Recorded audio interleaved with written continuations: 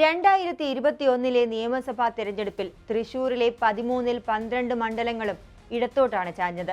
CPI ഒരു പ്രധാന ശക്തിയാകുന്ന തൃശൂർ ജില്ലയിൽ കഴിഞ്ഞ തിരഞ്ഞെടുപ്പിൽ മത്സരിച്ച 5-ൽ 5 സീറ്റുകളും അവർ വിജയം കണ്ടിരുന്നു. അതിൽ തന്നെ പ്രധാനപ്പെട്ട മണ്ഡലമായ തൃശൂരിലേക്കാണ് നമ്മൾ ഇന്ന് കടക്കുന്നത്. ഒറ്റ നോട്ടത്തിൽ കേൾക്കുമ്പോൾ LDF അനുകൂല മണ്ഡലം എന്നൊക്കെ തോന്നും. 1991 മുതലുള്ള തേറമ്പിൽ രാമകൃഷ്ണന്റെ തേരോട്ടം 2016-ൽ CPIയിലെ VS സുനിൽകുമാർ അവസാനിപ്പിച്ചു. പിന്നീട് 2021-ൽ CPIയിലെ P ബാലചന്ദ്രൻ വിജയിച്ചു. എന്നാൽ ആ ട്രെൻഡ് 2026-ലും പ്രതീക്ഷിക്കാമോ? ഒന്ന് നിരീക്ഷിച്ചാൽ മനസ്സിലാകും ആ ഗ്രാഫ് താഴേക്കാണ്. 2016-ൽ VS സുനിൽകുമാർ അന്ന് കോൺഗ്രസിന് വേണ്ടി മത്സരിച്ച ലീഡർ K കരുണാകരന്റെ മകൾ കൂടിയായ പത്മജ വേണുഗോപാലിനെതിരെ നേടിയ ലീഡ് 6987 ആണെങ്കിൽ 2021-ൽ LDFന്റെ ലീഡ് വളരെ നേരിയ ഒരു സംഖ്യയിലേക്ക് കൂപ്പുകുത്തുകയായിരുന്നു.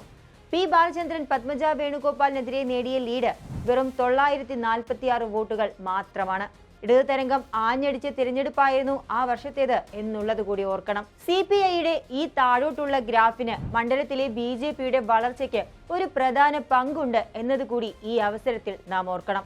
കാരണം ആ തെരഞ്ഞെടുപ്പിൽ സുരേഷ് ഗോപിക്ക് 3-ാം സ്ഥാനം കൊണ്ട് തൃപ്തിപ്പെടേണ്ടി വന്നുവെങ്കിലും 40,457 വോട്ടുകൾ നേടിയെടുക്കാൻ BJP സ്ഥാനാർത്ഥിക്ക് കഴിഞ്ഞിരുന്നു. ഇതേ സുരേഷ് ഗോപി പിന്നീട് 2024-ലെ ഇലക്ഷനിൽ തൃശൂർ പാർലമെന്റ് മണ്ഡലത്തിൽ നിന്ന് ജയിച്ചു കയറിയ ഒരു ചരിത്രവും നമുക്ക് മുന്നിലുണ്ട്. ഇത്തവണ തൃശൂർ നിയമസഭാ പോരാട്ടക്കളം തെളിയുമ്പോൾ പ്രധാനപ്പെട്ട 3 പേരുകൾ മത്സരരംഗത്തുണ്ട്. UDF പാളയത്തിൽ നിന്ന് കോൺഗ്രസ് സ്ഥാനാർത്ഥി രാജൻ പല്ലൻ, CPI സ്ഥാനാർത്ഥി ആലങ്കോട് ലീലാകൃഷ്ണൻ, NDAക്ക് വേണ്ടി BJPയിൽ നിന്നും പത്മജ വേണുഗോപാൽ. ആദ്യം CPIയുടെ കാര്യമെടുത്താൽ 2 തവണ MLA പട്ടം അലങ്കരിച്ച P ബാലചന്ദ്രനെ പോലെ അല്ല ആ ജില്ലക്കാരൻ പോലുമല്ലാത്ത കവിയും എഴുത്തുകാരനുമായ ആലങ്കോട് ലീലാകൃഷ്ണൻ. അദ്ദേഹം പൊന്നാനിക്കാരനാണ്. നിലനിർത്തേണ്ടത് അത്യാവശ്യമായ ഒരു സിറ്റിംഗ് സീറ്റിൽ ഇങ്ങനെ ഒരു സ്ഥാനാർത്ഥിയെ എന്തിനു നിർത്തിയെന്നത് രാഷ്ട്രീയ കേരളത്തിന്റെ സംശയമാണ്. CPI കളത്തിൽ പോലും ഉണ്ടാകാത്ത രീതിയിൽ അപ്രസക്തമായി പോകാനുള്ള ഒരു സാധ്യത പോലും നമുക്ക് തള്ളിക്കളയാനാകില്ല.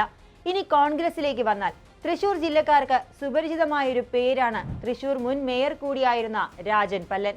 ഇപ്പോഴും കോർപ്പറേഷൻ അംഗമെന്ന നിലയിലും പ്രവർത്തനങ്ങൾ വഴി അദ്ദേഹം തൃശൂരിനെ പറ്റി ഗ്രാഹ്യമുള്ള ഒരു മികച്ച സ്ഥാനാർത്ഥി തന്നെയെന്ന് നമുക്ക് നിസ്സംശയം പറയാം.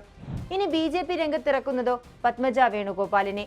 പൊതുവെയുള്ള വിലയിരുത്തലുകൾ നോക്കുമ്പോൾ ഇവിടെ ഒരു UDF NDA യുദ്ധമാണ് നടക്കാൻ പോകുന്നത്. സ്വതവേ BJPക്ക് വേരോട്ടം കൂടി വരുന്നത് കൊണ്ട് തന്നെ അവരവിടെ തീരെ അപ്രസക്തരാണെന്ന് പറയാനും സാധിക്കില്ല.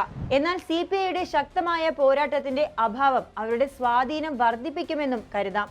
എന്നാൽ തദ്ദേശ സ്ഥാപനങ്ങളിലേക്കുള്ള തെരഞ്ഞെടുപ്പിൽ പാർലമെന്റ് തിരഞ്ഞെടുപ്പിൽ കാഴ്ചവെച്ചതുപോലെയുള്ള ഒരു മികച്ച പ്രകടനമൊന്നും BJP തൃശൂർ മണ്ഡലത്തിൽ പുറത്തെടുത്തിരുന്നില്ല.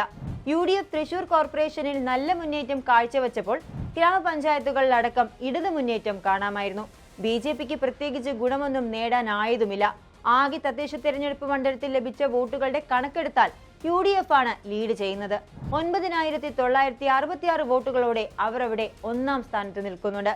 2024-ലെ ലോക്സഭാ തെരഞ്ഞെടുപ്പിൽ 14,117 വോട്ടുകൾ അധികം നേടിയാണ് BJP സ്ഥാനാർത്ഥി സുരേഷ് ഗോപി കോൺഗ്രസ് നേതാവ് K മുരളീധരനെ തൃശൂർ നിയമസഭാ മണ്ഡലത്തിൽ 2-ാം സ്ഥാനത്താക്കിയത്. ആ BJP പ്രതാപം തദ്ദേശ തെരഞ്ഞെടുപ്പിൽ എന്ന പോലെ നിയമസഭാ പോരാട്ടത്തിലും കുറയുമെന്ന് തന്നെ കരുതാം. ഫലത്തിൽ LDF പാളയത്തിലേക്ക് പോകേണ്ട വോട്ടുകൾ കൂടി രാജൻ പല്ലലിലേക്ക് വരുമെന്ന ഘടകങ്ങളും അവിടെ നിലനിൽക്കുന്നുണ്ട്.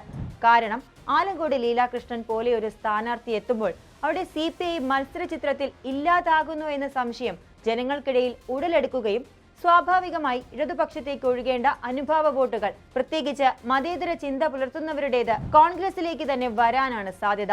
ഇത് രാജൻ പല്ലന്റെ സാധ്യതകൾക്ക് മുൻതൂക്കം നൽകുന്നുണ്ട്. പത്മജയെ സംബന്ധിച്ച് അവസാനമായി കോൺഗ്രസിന് വേണ്ടി മത്സരിച്ചപ്പോൾ ചെറിയ ഒരു ഭൂരിപക്ഷത്തിനെ തോറ്റുള്ളൂവെങ്കിലും കോൺഗ്രസ് വോട്ടുകൾ അന്നവർക്ക് പ്രധാനമായും ഒരു ഘടകമായിരുന്നു. അതിനാൽ തന്നെ BJP സ്ഥാനാർത്ഥിയായുള്ള അവരുടെ ജയസാധ്യതയ്ക്ക് അത്ര വലിയ വലിപ്പവും കാണാനാകില്ല. അങ്ങനെ CPI കഴിഞ്ഞ 10 വർഷങ്ങളായി അടക്കിവാണ മണ്ഡലം ഇത്തവണ കോൺഗ്രസ് പഴയ പ്രതാപത്തിലേക്ക് തിരിച്ചു പിടിക്കുമോ എന്നാണ് ഇന്ന് രാഷ്ട്രീയ കേരളം തൃശൂരിലേക്ക് ഉറ്റുനോക്കുന്ന ഒരു പ്രധാന ഘടകം. 100-ലധികം സീറ്റുകൾ നേടി അധികാരത്തിൽ തിരിച്ചെത്തും എന്ന് പറയുന്ന VD സതീശനും ടീം UDFും തൃശൂർ ലഭിച്ചാൽ തീർച്ചയായും അതൊരു പൊൻതൂവൽ തന്നെയാകും. കൂടുതൽ വാർത്തകൾക്കും വിശേഷങ്ങൾക്കും ഞങ്ങളുടെ channel like, share and subscribe ചെയ്യുക. കൂടാതെ സബ്സ്ക്രൈബ് ബട്ടണിലെ ബെൽ ഐക്കൺ എനേബിൾ ചെയ്യാനും മറക്കരുത്.